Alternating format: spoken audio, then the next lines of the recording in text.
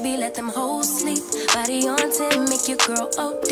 I get in my way, never out of my lane. Feel like you the one and I'm on one. So what it's gonna be? Baby, squad up, we finna go deep. Riding on a team, got what you need. Baby, won't you keep me company? Give me something to do when I get lonely. I got something for you when we get home. If you let me put it down, when I hit the town, you should slide on me. Keep your minds on me. On try, baby, I think you should side with me. Stay solid one time if you lie with me. Just promise you never lie to me. Keep the moves on tuck. I know it's all love. Everything good. Keep the vibes on crush. I know it's all good. Know it's all love. Hey, how you guys doing? This is Angelica. Welcome back to my channel. I hope that you guys are all doing fantastically well. I'm not gonna hold you. I'm gonna keep it short and sweet and simple. So this is just an update. We talked about this in my first and second video of this post-COVID series, you know, trying to get back to my best fit self. And I just want to give you guys a progress update. Yes, it's time for a progress update already. Like I mentioned before, my focus is on mind-body connection. I am building the strength in my back by, or should I say, I am building the support for my back by building the strength in my core. I really need more back support. So all of my focus has been here lately. However, I'm sure most of you know, or at least I hope most of you know. If not, this might be new for you. You might be today's years old hearing this, that you cannot spot train. So you do need to train your entire body. And so my main focus area or main focus exercises have been Pilates, but I'm still continuing my yoga because I really got more committed to the practice during the pandemic, and it's really helped with my focus and calm and keeping me calm. You know, not letting the anxiety or the stress and worry get to me. And plus there's just something about having that constant discipline that is very inspiring to maintain. So I'm still doing yoga, and then I am more committed to my walks. I started walking during the pandemic. I think I mentioned in my last video, it's not something I thought I would enjoy, but it's a great stress reliever, especially when you just kind of want to get outside of your own thoughts and just be in nature, talk to God. I really enjoy walking. So I'm committed to my walking so I can get some cardio in, because, you know, as a dancer, it's hard going from dancing, you know, several times a week to just, I don't want to say chilling, but I'm just doing lower impact stuff. That doesn't mean it's not hard. Don't sleep on it. So anyway, I just wanted to give you guys an update. I'm sorry if I'm looking a little crazy. My hair was pressed out for a wedding last week, and it quite hasn't reverted. And so it's like in an in-between where some of it's a little fuzzy from the humidity, and then some of it's just like, we out here, we wavy. So sorry if I'm looking a little crazy. We're gonna keep this video short and sweet, and I'm gonna insert some clips here of my progress so far.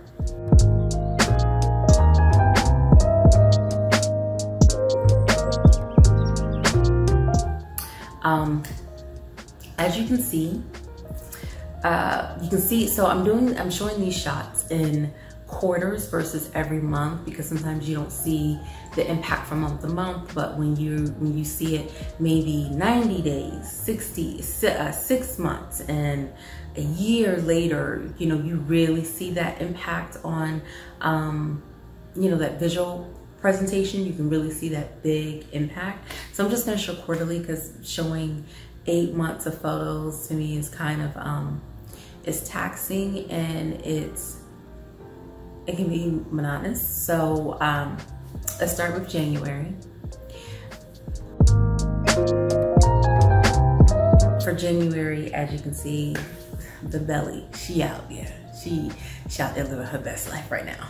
So we trying to, let me show you what we're trying to get back to. We're trying to get back to our our Zumba dancing feverish self, okay? We trying to get back to our footloose, okay? Dirty dancing, Havana nights, that's what we're trying to get back to. So, as you can see in April, there was some improvement. But to my standards and expectations, not a big improvement. Now, mid-April, like literally mid-April, this happened like April 18th or something, was when I hurt my hip and it exacerbated the pain that I was dealing with in my back for the last, prior to this, for 6 months. And so I was down for the count and I was like praying. And at the time I was seeing a nutritionist. So I was cleaning up my diet here and there, but I was like praying that I wouldn't gain a bunch of weight because, you know, when you are on bed rest, you're worried that you're gonna gain or that you're gonna lose that desire to work out or that motivation to work out. So I was really concerned about that. But then as you can see for August, I lost way more than I expected. I lost more than I expected. I saw a huge improvement for August. And, you know, that speaks volumes because it goes to show that sometimes your body needs a break. Sometimes it shouldn't be all this high impact workouts. I love high impact workouts. However, sometimes your body needs a break. And so my body needed rest, and I guess once it got the rest, it started doing what it was supposed to do and shedding some fat. And it wasn't all rest. I'd say probably for the month of May, it was pretty much wet rest with some light walking. But then in June, July, definitely started picking up the walking. Started doing more Pilates. I was also doing my physical therapy training, which is pretty much ab work. So I was doing that at the therapist's office, but also doing it at home to build the core engagement. But it's not like it's a really high impact workout. It's literally just connecting to my muscles and exercising the muscle and telling it what to do, you know, telling the abs what to do. So doing that, even, so was that Pilates and walking? Even with my yoga, I kind of scaled back on the yoga because I was actually afraid that if I got down on the floor that I wouldn't be able to get up because I was in that much pain.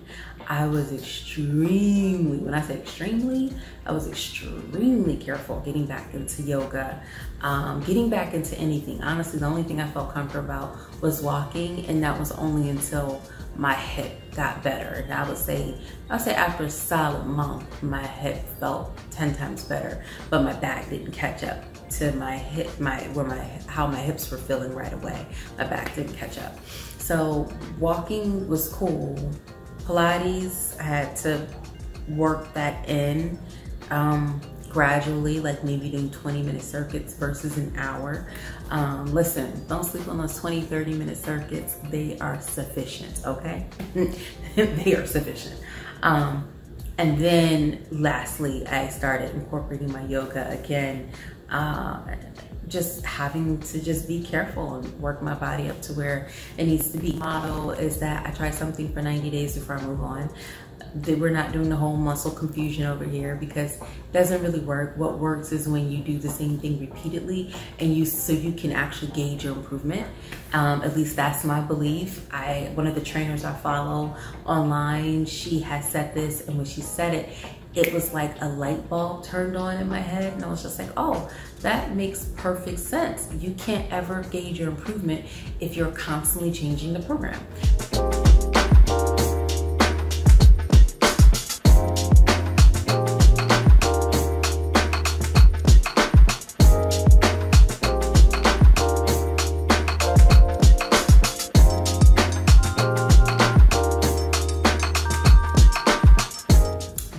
I'm kind of somewhat doing intuitive, but also planning.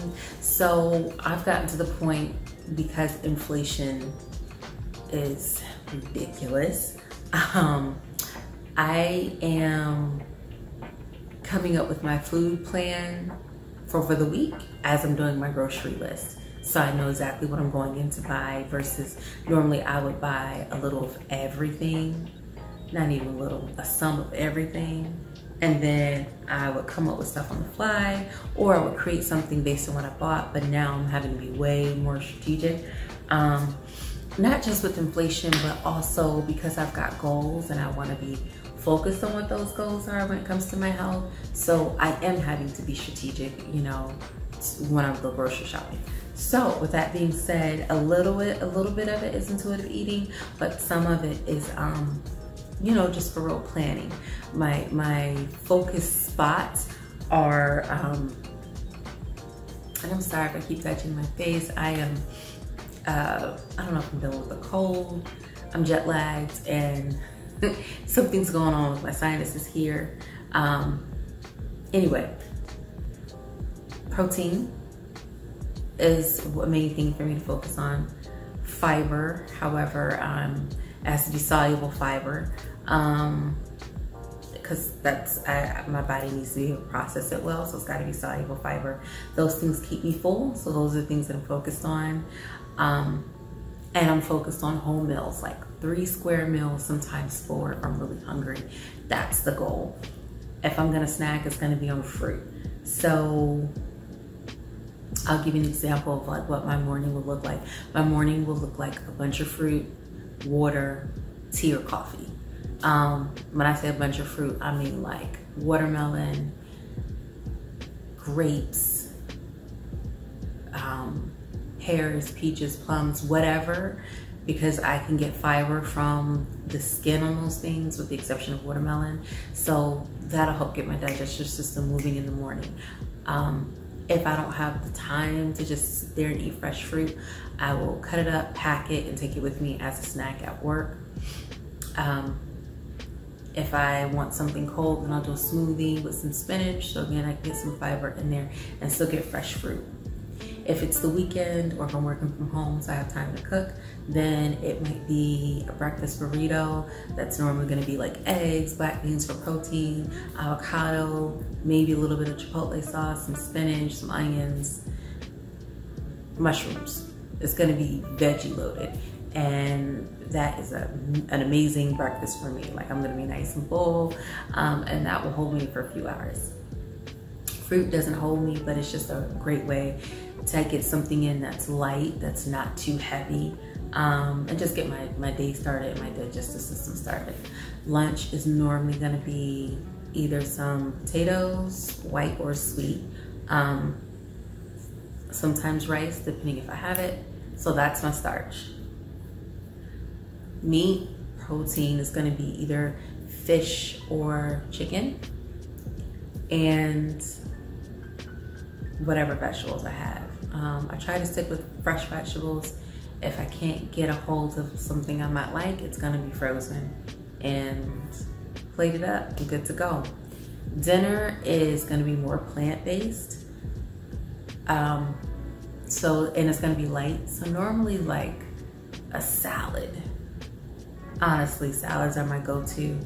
If I have tuna, great. I'll have tuna in my salad. If not, I'm getting my protein from garbanzo beans, seeds, nuts, like sunflower seeds, sometimes cashews, depending on how fancy I'm being in my salad. And I used to get it from cheese. I don't anymore. Where else do I get my protein from? Oh, maybe I'll do a boiled egg. That's another source of protein. If I'm keeping it more simple than, you know, keeping it a little bit more simple, or more simple than that, than like a salad, then I might do, I don't know, fish or chicken if I have it. And that's if I'm doing a protein at night, because I really try to keep my animal protein to 1 meal a day and the other 2 be plant-based, so I can have as much whole foods as I can and foods that are not as easy to break down. Although that, I'm not gonna lie, that protein, if you eat protein, it's gonna hold you. So that's kind of what I'm doing right now. And a ton of vegetables. So like I'll get like a bunch of mixed vegetables, put them in my wok, load up, you know, some really cool seasonings in my wok, steam them up, and then majority of my plate's gonna be vegetables with a little bit of fish or chicken on the side. And that's dinner. And that's it. So I try to keep my food very simple. I will say, I'll share this for anyone that,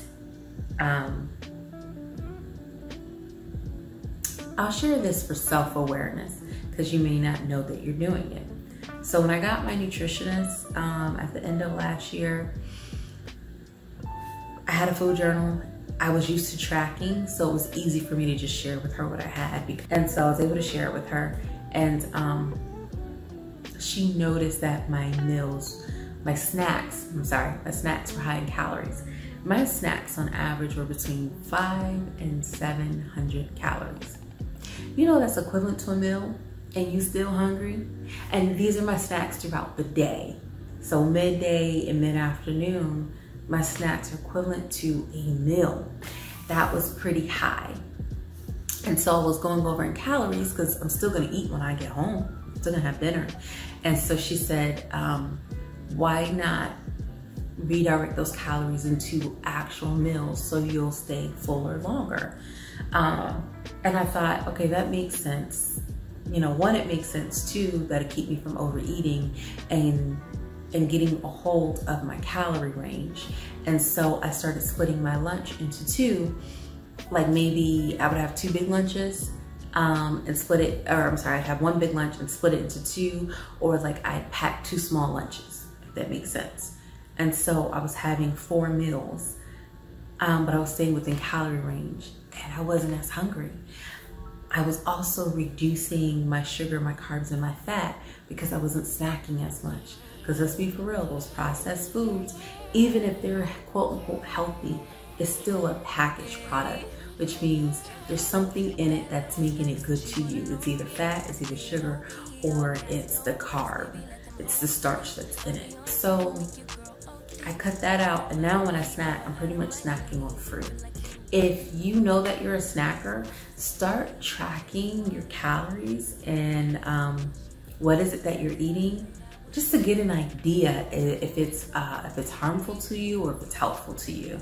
If you're not a big meal person and snacking helps you getting your calories, then cool, just make sure that there are wholesome snacks.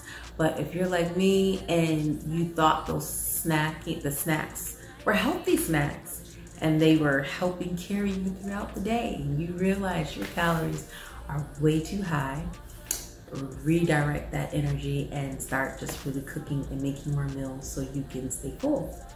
All right, you guys, that's my update. Peace out, and give yourself grace just as much as you're giving others. Bye.